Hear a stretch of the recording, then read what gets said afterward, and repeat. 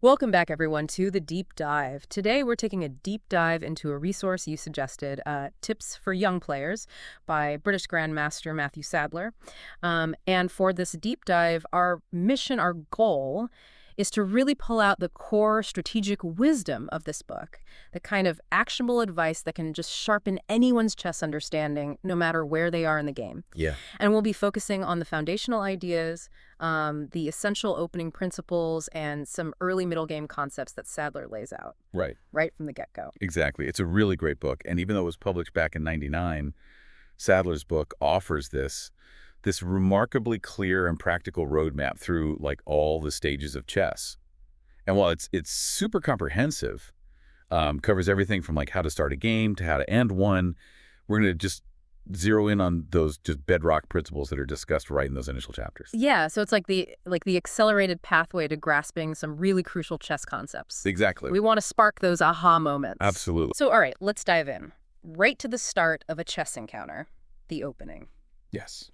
Sadler puts a strong emphasis on several key general principles, and the first one, and you hear it constantly, control of the center.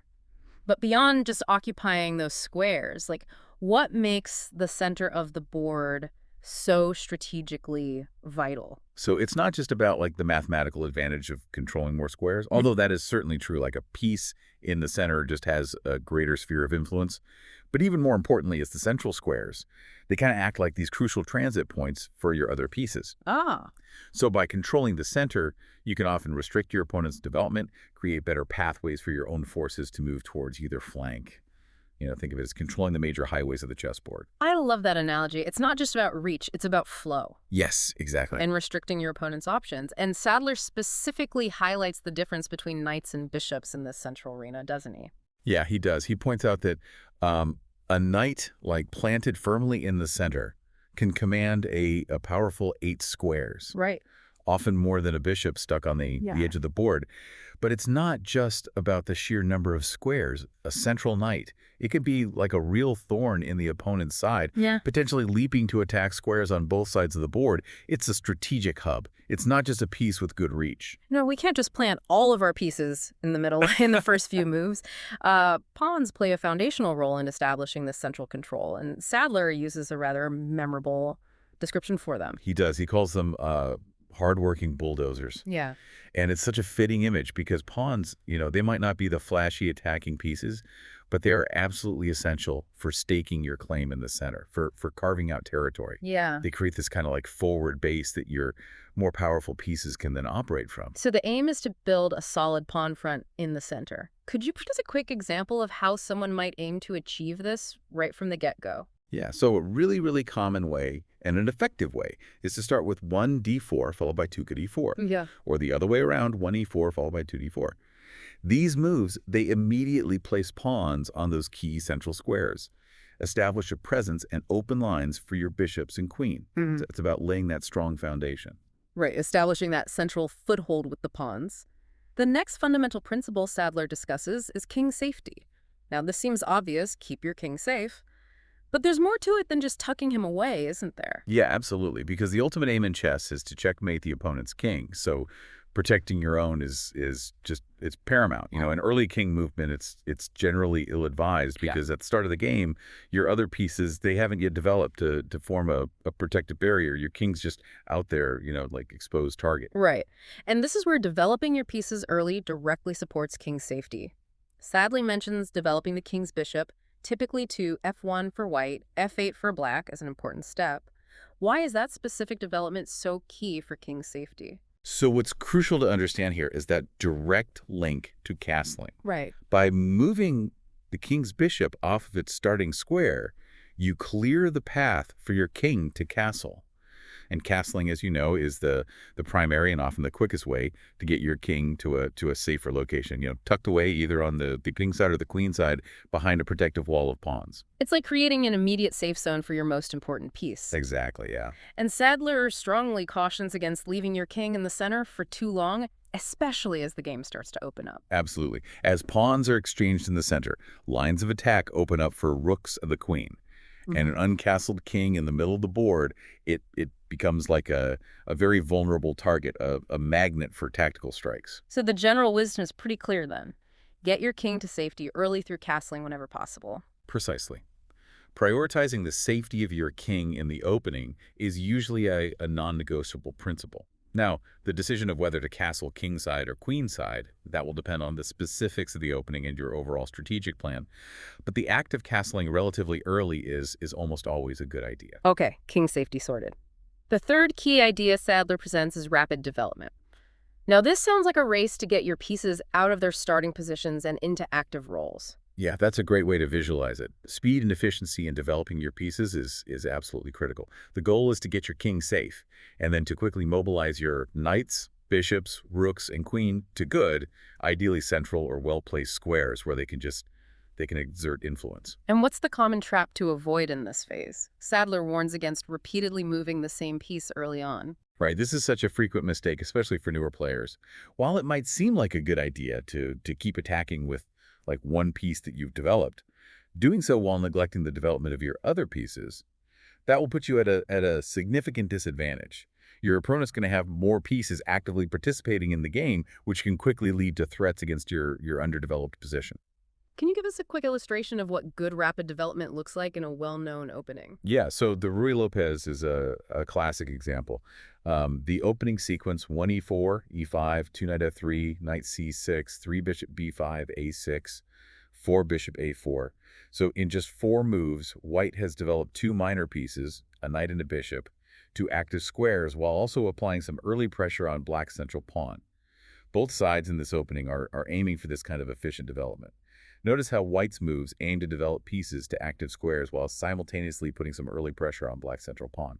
And development doesn't stop at just getting your pieces out. It also involves connecting your rooks after you castle, right? Yes, that's an important detail, often overlooked.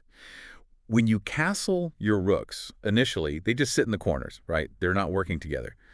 By castling, you essentially move your king aside and allow your rooks to connect on the first rank. Yeah. This strengthens your back rank, making it harder for the opponent to launch a back rank checkmate. And it also prepares your rooks to coordinate their efforts in the middle game. Delaying castling leaves your rooks disconnected and unable to easily support each other defensively. The most logical move for king's safety very often facilitates this crucial connection of your rooks. So rapid development sets the stage for the final opening principle Sadler talks about, the initiative. Now, it sounds like being the one in control, the one making the opponent react. Yeah, that's precisely it. Having your pieces actively placed, particularly in and around the center, it directly contributes to having the initiative. Right. It means you're posing threats. You're creating problems for your opponent to solve. You're forcing them to respond to your moves rather than pursue their own strategic ideas. And, white, having the first move inherently has a slight time advantage, which often translates into a small initiative in the opening. Exactly.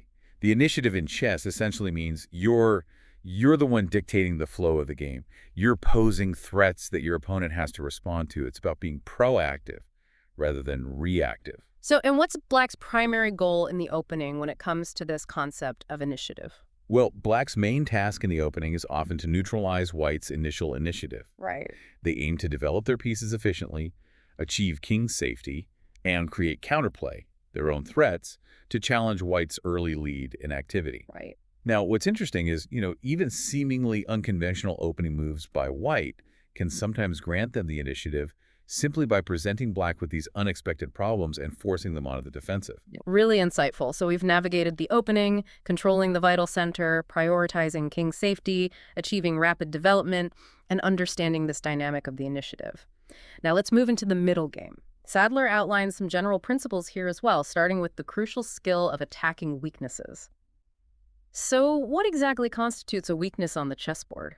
Well, identifying weaknesses it's a fundamental skill in chess. A weakness, it can be a poorly defended pawn, an exposed king, a square that your opponent controls more effectively than you do, or even like a strategically important open file. Right. Sadler points out that if one player has castled on the king side, the queen side can often become a potential area of weakness. Yeah. As it might be less heavily defended in that early middle game. And when you're assessing a potential weakness, it's not just about spotting something that looks a bit undefended, is it? There are several factors to weigh. Yeah, absolutely. So Sadler highlights three key considerations. Okay. First, the strength and stability of the pawn structure around that potential weakness. Right. Second, the balance of attacking versus defending pieces in that area of the board. Uh, And third, how easily you can actually direct your forces to attack that weakness. Okay, let's delve a bit more into pawn structure. Sadler emphasizes that pawns are at their strongest when they are positioned side by side. Why is this configuration so advantageous? Well, when pawns are adjacent to each other on the same rank, they provide mutual support. If one pawn is attacked, the neighboring pawn can often defend it, creating a more resilient, more difficult to penetrate structure. However, it's important to remember that pawn moves are often irreversible, and they can create these holes, undefended squares that your opponent's pieces, particularly knights, can then exploit. So while a solid pawn chain is strong, isolated pawn moves need to be considered very carefully. And he also discusses damaged structures like isolated pawns and doubled pawns. What makes these pawn formations weaknesses? Right, so isolated pawns, those that have no friendly pawns on adjacent files, they become vulnerable because they cannot be defended by other pawns. Yeah. They become fixed targets for your opponent's pieces. Okay. Doubled pawns, where you have two pawns of the same color on the same file, are also generally considered a weakness. They can't support each other, making them easier to attack. And they can also obstruct the movement of your own pieces. Another type of pawn weakness is a backward pawn. So imagine a pawn on d6 with no supporting pawns on c5 or e5. Okay. These pawns can become targets that the opponent can put sustained pressure on. So you've identified an isolated pawn. Now, the key is to think about how to target it with your pieces, perhaps by controlling the squares in front of it to prevent its advance, or by bringing multiple attackers to bear. Okay, so a good understanding of pawn structure is essential for identifying weaknesses. Now let's talk about good squares for knights in the middle game. Sadler introduces this concept of outposts. Right. What's particularly powerful is this idea of a knight occupying an outpost. There's usually a central square or a square deep in your opponent's territory that is supported by one of your own pawns and cannot easily be attacked and dislodged by your opponent's pawns. So, for example, a knight stationed on d5 protected by a pawn on e4. That's a formidable outpost. Yeah. Your opponent can't simply push a pawn to attack it, making it a strong launching pad for your knight to exert its influence across the board. Identifying and striving to establish your knights on such outposts, that's a significant strategic advantage in the middle game. Right. Beyond controlling more squares, a central knight often restricts the movement of the opponent's pieces and can be a key jumping-off point for attacks on either flank. Certainly. Think of it as a strategic hub, not just a piece with good reach. That makes perfect sense. A knight firmly entrenched in the center, protected by a pawn. That's a very difficult piece for the opponent to deal with. Sadler also has a section with a rather intriguing title. The toe bone is connected to the foot bone. What's the underlying principle he's illustrating here? It's a great title for this section because it really emphasizes that crucial interconnectedness and interdependencies between all your chess pieces. You need to develop an awareness of how your pieces work together, how they protect each other, and how a specific target on the board might be simultaneously attacked by one of your pieces and defended by one of your opponents. So, for example, you might have a bishop attacking a pawn on f6, but that pawn could be defended by a knight on d7, which in turn might also be fulfilling a defensive role for another important pawn. So it's about recognizing the entire network of relationships and responsibilities between the pieces on the board. Exactly. Developing this understanding is key. By forcing your opponent's pieces into these defensive roles where they have to protect each other, you can often limit their mobility and create pressure on their overall position. You're essentially tying them down, making it harder for them to launch their own offensive plans. And the last middle game principle we're exploring from these early chapters is titled, My Position is Full of Holes. That doesn't sound like a desirable situation to be in. No, not at all.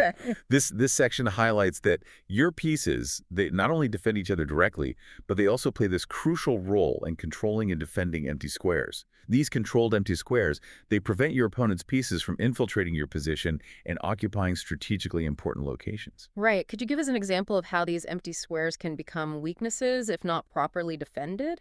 Yeah, so consider a scenario where black has castled kingside and their dark squared bishop has been exchanged earlier in the game. Suddenly those dark squares around their king, squares like f6, g7, and h6, Right.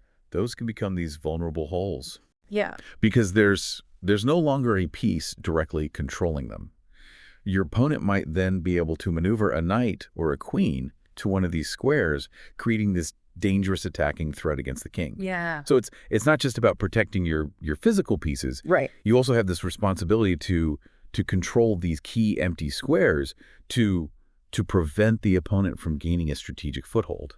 That's a really fascinating way to think about it. Pieces, like acting as guardians of empty space. Exactly, yeah. Now, even though the main focus of these early chapters is on the opening and early middle game, Sadler does provide a brief introduction to endgame principles. What are some of the fundamental ideas he touches upon? Well, he emphasizes that the endgame is a distinct and crucial phase of the game with its own specific set of principles and priorities. Now, while there are fewer pieces on the board, and calculations can often become simpler, a a solid understanding of basic endgame concepts is still absolutely essential for overall chess improvement. One of the primary aims in the endgame is often to promote one of your pawns to a queen, Okay. which can then lead to a checkmate of the opponent's king, or sometimes the direct checkmate of the opponent's king with the remaining pieces. And the role of the king undergoes a significant transformation in the endgame, doesn't it? Yeah, it does. And that's a key difference between the middle game and the end game. In the middle game, the king is generally seen as this vulnerable piece that needs to be protected. But in the end game, with fewer attacking pieces around, the king becomes a much more active, a much more powerful piece. It can participate directly in attacking enemy pieces, defending your own forces, and supporting the advance of your pawns towards promotion. And pawns, which we talked about as the bulldozers in the opening, become even more valuable as the game progresses, particularly what are known as passed pawns. Precisely. In Yeah. the end game, the potential for a pawn to reach the 8th rank and be promoted to a queen, Yeah. it becomes like a dominant factor. Yeah. Passed pawns, those that have no opposing pawns on adjacent files to block their path, they're incredibly dangerous. They often become like the decisive element in the game. Thinking strategically about creating and then advancing your passed pawns is absolutely vital in the end game. So even within these initial chapters, focused on the opening and the early stages of the middle game, Sadler lays the groundwork for understanding how your decisions, right from the very first move, can have long-term consequences that extend all the way into the end game. Yeah, that's a critical takeaway. The opening, the middle game, and the end game, they're not isolated phases. The pawn structures you establish, the way you develop your pieces in the opening, they will have a direct and often lasting impact on the strategic possibilities in the middle game and even on your end game prospects. It's all interconnected. Fantastic. Well, as we've explored, understanding the importance of central control, prioritizing the safety of your king, achieving this rapid and efficient development of your pieces, and grasping the concept of the initiative are truly foundational principles for the opening phase of chess. Then, as the game transitions into the middle game, the ability to recognize and attack weaknesses in pawn structures, find strategic outposts for your knights, understand the interconnectedness of your pieces, and even consider the defense of empty squares. These are all essential elements for navigating the complexities of the middle game. And even a brief glimpse into endgame principles at this stage highlights the long-term implications of your earlier decisions. Yet what really sticks with you from Sadler's insights are those just clear and memorable concepts that he presents. Yeah. I mean, the idea of a central knight commanding a powerful 8 squares is such a vivid image. Yeah. And his description of pawns as hardworking bulldozers, Yeah. it really emphasizes their fundamental role. The warning about pawn moves potentially creating holes. It's a simple yet crucial concept to keep in mind. And that notion of pieces actively defending empty squares, it adds this fascinating and perhaps less obvious dimension to positional understanding. Absolutely. We sincerely hope this deep dive into the early chapters of Tips for Young Players has provided you, our listener, with a valuable and efficient way to grasp these core chess principles. And we encourage you to think about how these concepts relate to your own chess games. What openings do you tend to play, and how effectively do you manage to control the center to safeguard your king? What types of weaknesses do you typically look for or perhaps inadvertently create during the middle game? And this raises like a really thought-provoking question for you to consider. Given that the end game despite often having fewer pieces on the board, can be so heavily influenced by decisions made much earlier in the game, sometimes even a single pawn move in the opening. How does this long-term interconnectedness, this echo of early choices in the late game, influence the way you think about and approach even the very first moves of a chess game? Yeah. It's definitely something to contemplate as you continue to explore and enjoy the fascinating world of chess. That's right. We'll see you next time for another deep dive.